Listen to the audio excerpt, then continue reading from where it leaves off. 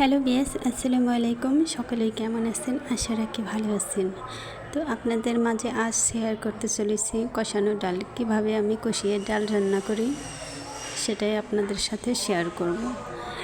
এই ডালটা এভাবে রান্না করলে আপনারা মাছ মাংস রেখে এই ডাল দিয়ে ভাত খাবেন, এত টেস্ট হয় এইভাবে রান্না করলে। তো দেখুন আমি কিভাবে কষানো ডাল রান্না করছি।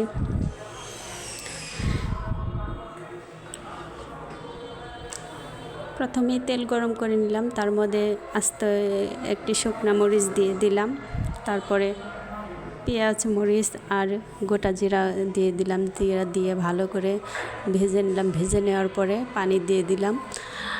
পানি দেওয়ার পরে সমস্ত শুকনো উপকরণগুলো দিয়ে নিচ্ছি, যেমন ধনিয়া গুঁড়া, মরিচের গুঁড়া, হলুদের গুঁড়া, তারপর স্বাদ মতো নুন আর গরম মশলা গুঁড়া দিয়ে ভালো করে নাড়িয়ে চাড়িয়ে নিলাম। তো নেওয়ার পরে এবার আমি ডাল দিয়ে দেব। সাথে কিন্তু আদা রসুন বাটা দিতে হবে। আদা রসুন বাটা দিলে দারুণ একটা গ্রান আসে, মাংস একটা গ্রান আসে। তো আদা রসুনও দিয়ে দিলাম। দেওয়ার পরে ভালো করে মিক্স করে নিলাম। এখন আমি মসুরের ডাল দিয়ে দেব।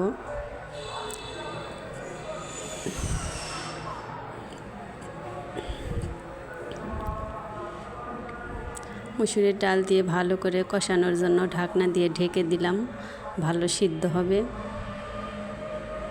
তো আমি ঢাকনাটা উঠিয়ে একটু নেড়ে চেড়ে দিচ্ছি যাতে নিচে পোড়া না লাগে।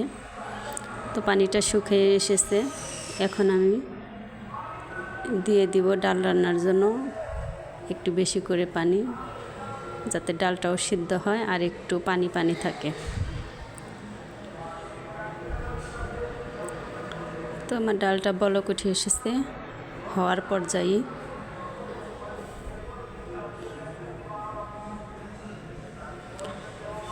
আমি ডাল রান্না করতে থাকি। আপনারা আমার চ্যানেলটাকে প্লিজ একটি লাইক এবং সাবস্ক্রাইব করে নিন। তারপর আমি এই পর্যায়ে দিয়ে দিলাম ধনিয়া পাতা দিয়ে নামিয়ে নিব। সকলে ভালো থাকবেন। আল্লাহ হাফেজ।